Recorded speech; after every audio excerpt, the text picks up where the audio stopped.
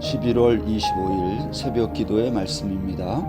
오늘은 호세아서 6장 1절로 11절입니다.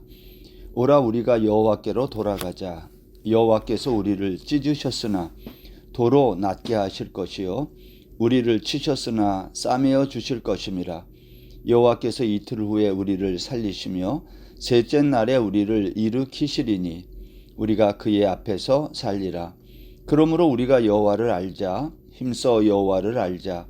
그의 나타나심은 새벽 빛같이 어김 없나니 비와 같이 땅을 적시는 늦은 비와 같이 우리에게 임하시리라 하니라.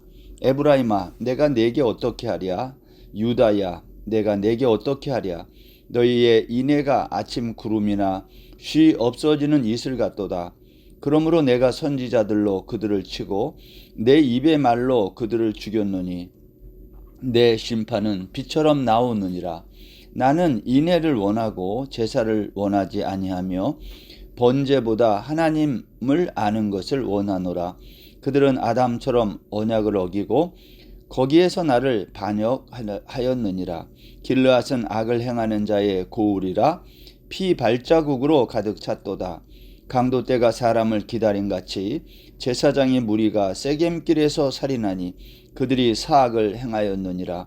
내가 이스라엘 집에서 가증한 일을 보았나니 거기서 에브라임은 음행하였고 이스라엘은 더럽혀졌느니라. 또한 유다여 내가 내 백성의 사로잡힘을 돌이킬 때에 내게도 추수할 일을 정하였느니라. 아멘. 여러분, 오늘은 11월 마지막 주가 시작되는 월요일 아침입니다. 오늘 호세아서 6장에 있는 이 말씀을 읽으면서 또 묵상하면서 우리가 올 한 해의 마지막 11월 우리 마지막 한 주간을 잘 마무리하고 또 마지막 달 12월을 맞이할 수 있기를 바랍니다. 오늘 호세아서 6장 우리가 읽은 이 말씀에는요, 하나님께로 돌아가는 방법에 대해서 호세아 선지자가 말하고 있습니다. 우리가 앞에서 본 것처럼 북이스라엘은 물론 남유다 역시 하나님의 심판을 받게 될 것을 또 경고하고 있는 겁니다. 그렇다면 우리가 어떻게 하면 하나님께로 회개하고 돌아갈 수 있을까? 그 방법에 대해서 호세아는 뭐라고 말하냐면 힘써 여호와를 알자 그랬어요. 여러분, 힘써서 하나님을 아는 방법이 뭘까요? 우리가 하나님을 알기 위해서는 앞, 뒤, 옆을 보지 않고 오직 하나님만을 알기 위하여 전력 질주하라는 겁니다. 마치 이런 거랑 똑같아요. 사냥개가 목표물을 주면 목표물을 향하여 어슬렁어슬렁 쫓아가는 사냥개 본 적이 있습니까? 병들지 않고서는 그렇게 할 수 없어요. 일반적인 사냥개라고 하면 목표물이 정해지면 전속력으로 돌진합니다. 신앙생활을 그렇게 하라는 겁니다. 우리가 여호와께로 돌아가기 위해서는 힘써 여호와를 알아야 된다는 겁니다. 우리가 이렇게 힘써서 여호와를 알게 되면 어떠한 결과가 우리에게 임한다고 호세아가 말하고 있냐면 여기 6장 3절 말씀에 보면 그렇게 하면 그의 나타나심은 새벽 빛같이 어김 없나니 비와 같이 땅을 적시는 늦은 비와 같이 우리에게 임하시리라 하니라 그랬어요. 우리가 여호와를 힘써 알게 되면 그렇게 전력으로 하나님을 알기를 위해 애쓰고 그렇게 노력한다면 하나님이 우리에게 나타나는데 새벽 빛과 같이 어김없이 임한다는 겁니다. 여러분, 새벽 빛같이 임한다는 말은요, 일정한 빛으로 온다는 거예요. 이 말은 새벽 빛이 떠오를 때 그 빛의 온기에서 피할 자가 아무도 없다. 하나님의 축복으로부터 피할 수 없다는 거예요. 새벽 빛이 떠오르면 어떤 일이 일어나요? 어둠이 물러갑니다. 이런 거죠. 하나님이 우리의 삶에 임하시면 우리 삶의 모든 어두움이 물러가게 되어 있습니다. 근심도 걱정도 두려움도 떠나는 거죠. 크고 작은 삶의 상처가 아무는 겁니다. 저는 오늘 아침 우리 성도님들 삶 속에 이와 같은 어두움이 새벽빛같이 임하시는 하나님의 임재하심으로 말미암아 사라지게 되기를 주의 이름으로 축원합니다. 여기 또 이렇게 얘기했어요. 비와 같이 땅을 적시는 늦은 비와 같이 우리에게 임한다. 두 종류의 비처럼 임한다는 거예요. 앞에 있는 이 비, 이건 소낙비예요. 비와 같이. 그 다음에 땅을 적시는 늦은 비.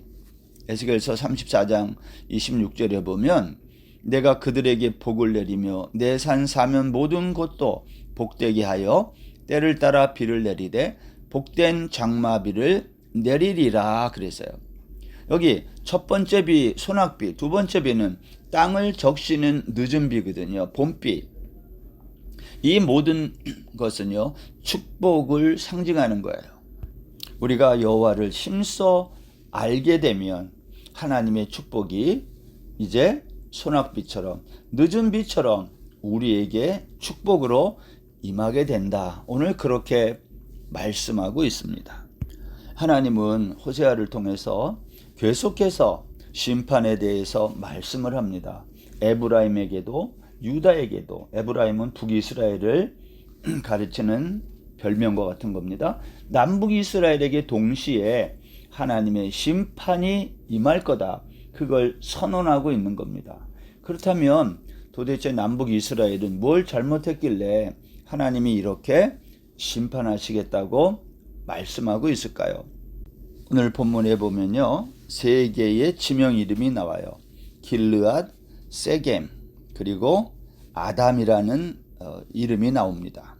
길르앗과 세겜은 우리가 지명으로 알고 있는데 여기 7절에 나와 있는 그들은 아담처럼 언약을 어기고 해서 이 아담이라는 것은요, 사람이기보다는요, 여호수아서 3장 16절에 나오는 요단을 건너기 위한 도강 장소 아담으로 보는 게 문맥상 자연스러워요. 아담은요, 길르앗에서 세겜으로 가기 위해 통과해야 했던 장소였어요. 이 세 장소의 특징이 뭔가요? 여러분, 여기 길르앗과 세겜은요, 도피성으로 여호수아서 20장에 보면 나와 있는 그러한 도성입니다. 도피성이 뭐예요? 실수로 사람을 죽인 자들이 억울한 죽음을 피하기 위해 도망가면 살 수 있는 그 장소. 이 도피성에는 누가 많이 살았어요? 레위인들, 제사장들이 많이 살았던 곳이에요. 도피성에는. 오늘날로 말하면 교회가 많이 세워져 있는 곳으로, 그곳에는 목사도 많았고 성도들도 많이 살았다, 그런 말입니다. 그런데 오늘 호세아서 오늘 본문이 말하는 것은 그런데 이런 하나님의 도성과 같은 곳에서 악한 일들이 많이 벌어졌다는 거예요. 9절에 보세요. 8절에 길르앗은 악을 행하는 자의 고울이라 피 발자국으로 가득 찼도다. 9절 강도 때가 사람을 기다린 같이 제사장의 무리가 세겜길에서 살인하니 그들이 사악을 행하였느니라. 하나님의 도성과 같은 이 세 장소가 어떻게 이렇게 악을 행하는 장소가 되었을까? 하나님의 사랑이 나타나는 장소인데 오히려 악의 진원지가 되었다. 이게 이제 호세아 선지자의 탄식입니다.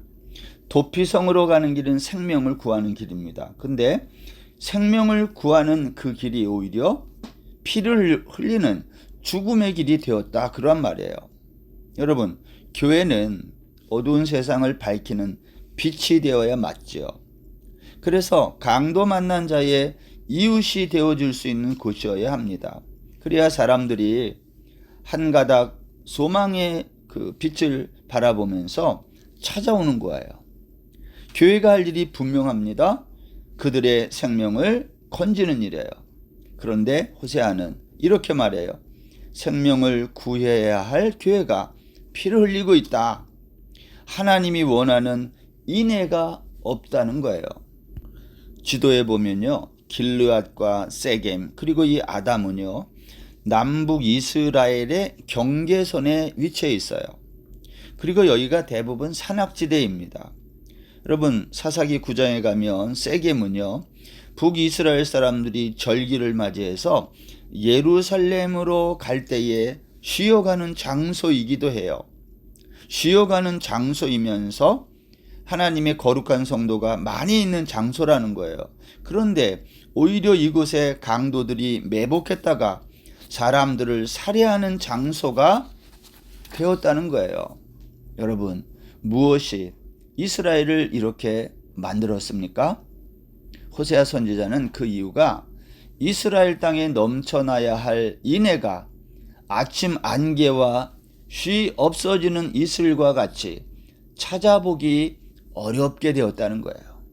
오늘 6절 말씀에 보면 나는 인애를 원하고 제사를 원하지 아니하며 번제보다 하나님을 아는 것을 원하노라 그랬어요. 여러분, 이스라엘 땅에 인애가 흘러 넘치기를 하나님이 원한다는 거예요. 바로 이와 같은 하나님의 변치 않는 사랑, 인애, 이것이 이 땅에 나타내는 사람들을 가리켜 이러한 하나님의 사랑을 드러내는 사람을 가리켜 우리는 성도라고 부르는 거 아닙니까? 그게 교회 아닌가요? 그런데 이스라엘은 그렇게 하지 못했다는 겁니다. 한마디로 말하면 호세아 선지자는 하나님과 이스라엘 백성 사이에 관계가 문제가 있었다 보는 거예요. 그것은 이스라엘 백성에게 하나님이 나타내신 인애가 그들에게 나타나지 않았다라는 겁니다. 여러분, 진정으로 사랑하는 사람들은요, 그들과 관계하고 있는 사람이 행복해할 때에 그 사람도 행복한 거예요. 나 혼자 행복할 수 있는 사람은 없어요? 여러분, 제사 같은 것은요, 혼자 드릴 수 있어요. 근데 사랑은 혼자 하는 게 아닙니다. 반드시 관계 속에서 사랑을 할 수 있는 거죠. 그러한 점에서 상대방을 알아야 사랑할 수 있는 거예요. 나는 인애를 원하고 제사를 원치 않으며 번제보다 하나님 아는 것을 원한다라는 말의 의미가 바로 그것입니다. 저는 이 땅에 있는 우리 한국교회가 한국 사회에서 영향력이 감소했다는 말을 들을 때마다 왜 그럴까? 여러분, 그 이유는 너무 분명합니다. 교회가 이유도 없이 홀로 행복하려고 하기 때문이라고 생각해요. 홀로 행복할 수 있는 사람, 교회에 존재할 수 없어요. 우리는 늘 관계 속에서, 사랑이라고 하는 관계 속에서 행복하게 되는 거죠. 이 땅의 교회가 하나님의 변치 않는 사랑, 인애를 이웃에게 나눌 때 바로 교회가 행복하고 세상이 행복해지는 거예요. 여러분, 우리 교회는 선교지에 있는 교회인데 선교가 무엇인가요? 선교는 혼자 행복한 게 선교가 아니죠. 함께 행복해야 돼요. 그러기 위해서는 관계를 잘할 수 있어야 되겠다. 홀로 행복하기 위해 애쓰는 어리석은 사람이 되지 말고 이웃과 함께 행복하기 위해 하나님의 이 사랑을 나누고 실천하는 겁니다. 안타까운 것은 호세아 선지자가 오늘 이렇게 말을 하고 있어요. 10절 말씀에 보면 내가 이스라엘 집에서 가증한 일을 보았나니 거기서 에브라임은 음행하였고 이스라엘은 더럽혀 졌느니라. 무슨 말이죠? 하나님과의 사랑의 관계에서 실패했다는 거예요. 하나님을, 앞에서 나온 이야기지만 하나님을 남편으로 잘 사랑하고 그렇게 해야 되는데 오늘 이스라엘이 아내된 이스라엘이 하나님을 떠나 바알을 섬기고 바람을 핀 거예요. 결국 그것 때문에 음행했고 더럽혀졌다. 오늘 그렇게 말하고 있는 겁니다. 북이스라엘만 그런 게 아니라는 거예요. 남유다도 마찬가지라는 거예요. 11절 또한 유다여 내가 내 백성의 사로잡힘을 돌이킬 때에 내게도 추수할 일을 정하였느니라. 이게 무슨 말입니까? 11절은 북이스라엘이 그렇게 더럽혀져서 또 그들이 포로로 잡혀갈 때에 남유다 너희들도 마찬가지 너에게도 그러한 일이 일어날 것을 내가 이미 다 정했다는 거예요. 이 말은 너희들도 북이스라엘처럼 하나님을 떠나 음행하고 너희들도 더럽혀지게 된다는 거 아닙니까? 이게 얼마나 슬픈 이야기예요.